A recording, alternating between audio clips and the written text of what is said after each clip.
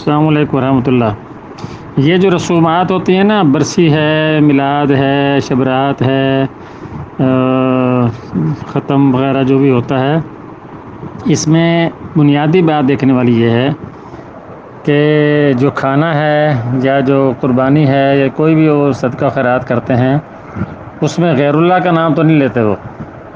اگر غیر اللہ کا نام لیتے ہیں تو قطعاً حرام ہے، جس طرح خنزیر حرام ہے اور جس طرح خون حرام ہے۔ چار چیزوں کو اللہ نے ایک جگہ حرام قرار دیا نا، اس میں ہے انما حرم علیکم المیتۃ والدم ولحم الخنزیر ما اہل لغیر اللہ بھی، یعنی چار چیزیں ہیں، خنزیر بھی اور جو خون ہے جانور کا جو نکل جاتا ہے وہ بھی حرام ہے،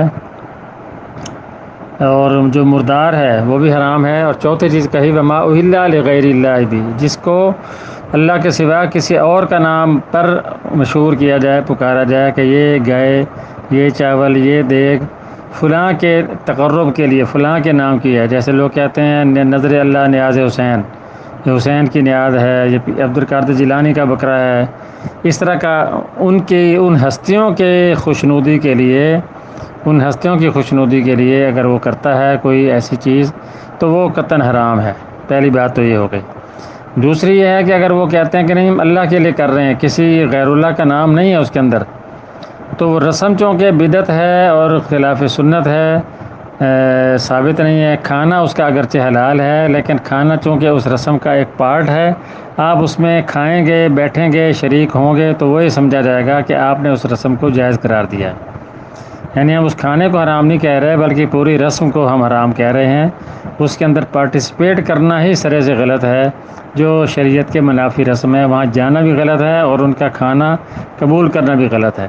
مثال کے طور پر ایک آدمی عید میلاد کا کھانا پکاتا ہے، دیگ پکاتا ہے یا حلوہ پکاتا ہے یا کسی اور دن کا، اب چونکہ وہ دن بنانا بدعت ہے تو کھانا تو اس کا ٹھیک ہے حلال ہو جائے گا، اس لیے کہ اس نے خوشی میں پکایا ہے، لیکن چونکہ اس کی نسبت ایک ایسے دن کی طرف کر دی ہے اس نے جس دن کا شریعت کے اندر وجود نہیں ہے یا شریعت میں وہ اضافہ سمجھا جاتا ہے، اس لیے آپ کا اس کھانے کو کھانا گویا کہ اس کے اندر پارٹیسپیشن ہے، اس لیے وہ آپ کی پارٹیسپیشن کے حوالے سے وہ ایک غلط کام ہوگا جس کا آپ کے اوپر سمجھیں وبال ہے، گناہ ہے۔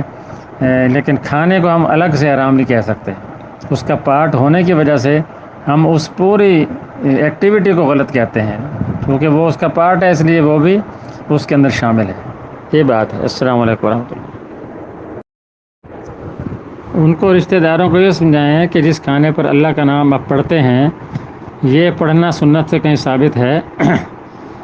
اگر آپ سنت سے دکھا دیں، یا آپ کے لیے تو دعوت کا دروازہ کھل رہا ہے، آپ کھل کے دعوت دیں انہیں کہیں جی آپ سنت سے ثابت کریں۔ آخر نبی کریم صلی اللہ علیہ وسلم کے زمانے میں بھی لوگ صدقہ خیرات کرتے تھے، کھانا چانا کھاتے تھے، تو وہ کیا پڑھتے تھے؟ کھانے سے پہلے تو بسم اللہ ہی پڑھنا ہوتا ہے اور بسم اللہ پڑھ کے کھانا ہوتا ہے۔ باقی جو آپ یہ ختم پڑھتے ہیں یا جو رسم پوری ادا کرتے ہیں، کیونکہ آپ کا یہ عمل درست نہیں ہے۔ میں کھانے کو حرام نہیں کہہ رہا، بتائیں انہیں کہ میں کھانے کو حرام نہیں کہہ رہا، میں آپ کے اس عمل کو حرام کہہ رہا ہوں جو آپ کر رہے ہیں، میں اس لیے نہیں کھا رہا۔ میں بتا دیں سیدھا، میں پارٹیسپیٹ نہیں کرتا، آپ جائیں نا وہاں پہ، بس بات ختم ہو گئی۔ السلام علیکم ورحمۃ اللہ۔